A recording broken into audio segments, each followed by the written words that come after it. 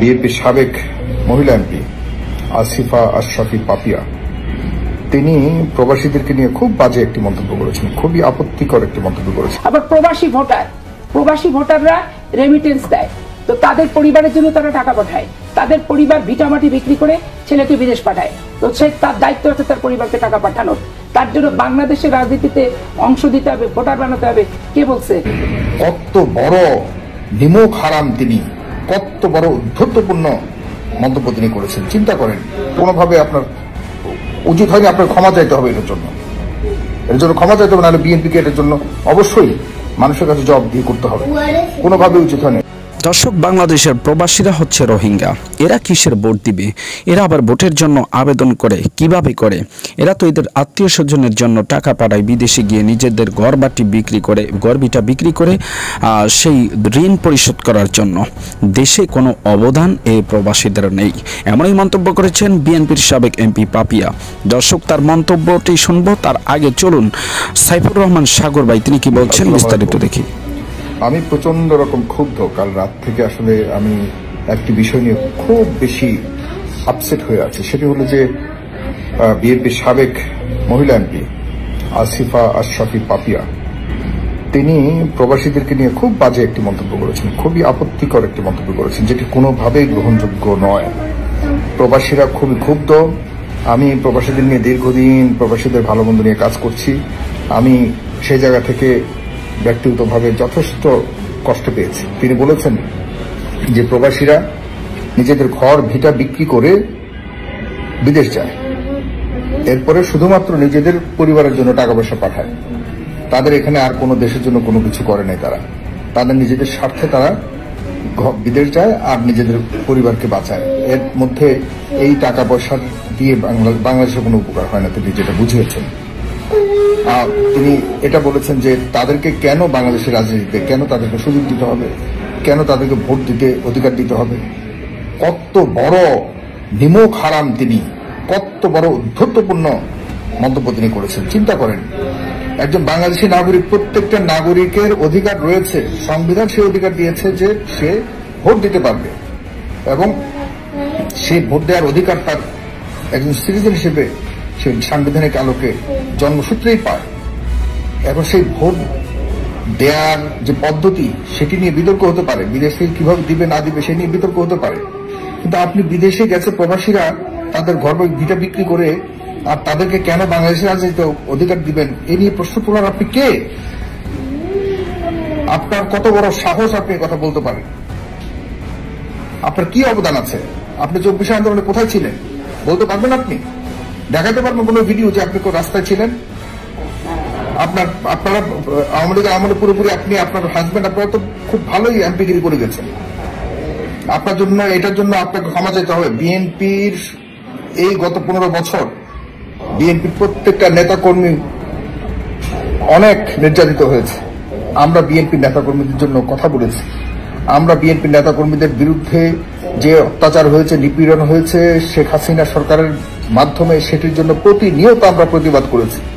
আপনি কতটুকু বাংলাদেশের তো টকশোতে কথাও বলতে দেয় না আপনাদেরকে, তবুও তো বাংলাদেশের যে কোনো টিভিতে, দালালদের টিভিতে দৌড়ে গেছেন। আর আমি এই ফ্রেজার পিপল থেকে আমার ব্যক্তিগতভাবে আপনাদেরকে খুঁজে বের করে এনে কথা বলার সুযোগ করে দিয়েছি, যখন আপনাদেরকে কেউ ডাকবো না। আর সেই প্রবাসে থাকার কারণেই আমরা এটা করতে পেরেছিলাম। প্রবাসীরা 2 কোটি প্রবাসী আছে।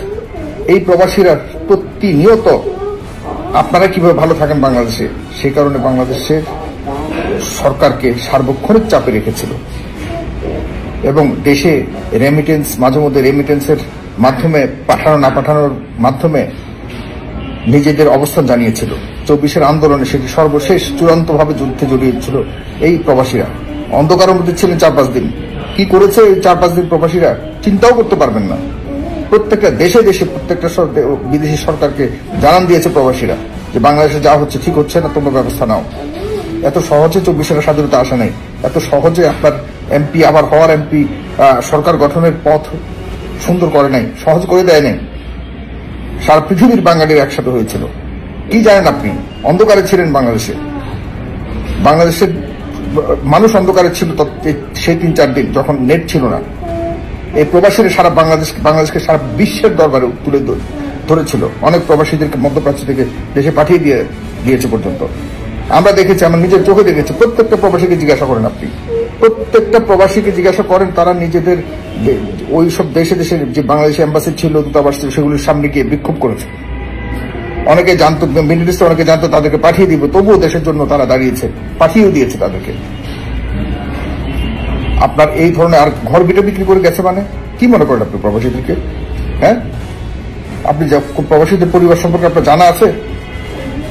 এই বেশিরভাগ প্রবাসী জানা আছে গত 15 বছর সব বিএনপির, 90% বিএনপির, যাদের পূর্বপুরুষরা কোনো না কোনো ভাবে হয় জমিদার ছিল, না হলে পারিবারিক, তারা অনেক উঁচু পরিবারের, ধান্দা করা পরিবারের না। তারা সবাই নিজেদের শুধুমাত্র আগের সরকারের নির্যাতন থেকে বাঁচার জন্য গেছে বিদেশে, কোন রকম খেয়ে পড়ে দুর্নীতিবিহীন একটা জীবনযাপন করার জন্য গেছে। 90% বিএনপি করা, জামাত করা মানুষ গেছে, বিশেষ করে বিএনপি করা গেছে। আমি নিজে চোখে দেখেছি, জামাত করা বহু মানুষ গেছে ওইসব দেশে, বিজনেস করতেছে, সততার সাথে জীবনযাপন করতেছে, কোন রকম মানে নিজেদেরকে বাঁচিয়ে রাখার জন্য ফাইট করে যাচ্ছে। তারা দেশের প্রতিনিয়ত কষ্টের টাকা পয়সা পাঠায়, দেশে পাঠিয়ে এরপর আপনাদেরকে এই রাজনীতি করার জন্য সুযোগ দিচ্ছে। তারা টাকা পাঠায়, সেই সব টাকা পয়সা দিয়ে আপনি কি করেন? আপনি বলেন, আপনি বলতে পারবেন আপনি কি করেন? থেকে এসে কেউ যদি মেম্বার হয় সেটাকেই মানতে চায় না। আবার প্রবাসী ভোটাররা রেমিটেন্স দেয়, তো তাদের পরিবারের জন্য তারা টাকা পাঠায়, তাদের পরিবার ভিটামাটি বিক্রি করে ছেলেকে বিদেশ পাঠায়। তো সে তার দায়িত্ব আছে তার পরিবারকে টাকা পাঠানোর। তার জন্য বাংলাদেশের রাজনীতিতে অংশ দিতে হবে, ভোটার বানাতে হবে। কে বলছে? বাংলাদেশের সুখ দুঃখ একটা নিরাপদ জায়গা থেকে তারা প্রতিবাদ করে। আমাদের মতো রং পানি থেকে, রিমান্ড থেকে, লোহার রড থেকে থেতলা করা, আর পুলিশ পিটানি, আর দিনের পর দিন 40 দিন 50 দিন এ থানা ও থানা করে বেঞ্চের উপর বসায় রেখে রিমান্ড কার্যকর করা, এগুলো কি প্রবাসী ভোটাররা কখনো তারা কি ভুক্তভোগী? তো ভুক্তভোগী না তো ভোটার ভুক্তভোগী হতে যাবে কেন? ভোটের অংশ তার হতে যাবে কেন? এগুলো মাঠ থেকে কি সুপারিশ আসে এটা আগে বুঝতে হবে। আর চাঁদাবাজের ব্যাপারে আমি স্পষ্ট করে বললাম, দেখেন আমার দলকে আমার সব নিয়ন্ত্রণ করে, আমার পরিবার। দর্শক, দেশ ও প্রবাস থেকে যারা আমাদের এই ভিডিওটি দেখেছেন, আপনাদের মতামত কি? বিএনপির নেত্রী এই যে পাপিয়া চৌধুরী, তিনি যে কথা বলেছেন, এই কথার সাথে আপনি কতটুকু একমত? প্রবাসীরা কি আসলেই রোহিঙ্গা? এদের কি কোনো মানে অবদান নেই বাংলাদেশের জন্য? 24শে গণ অভ্যুত্থানের জন্য কি কোনোই অবদান নেই প্রবাসীদের?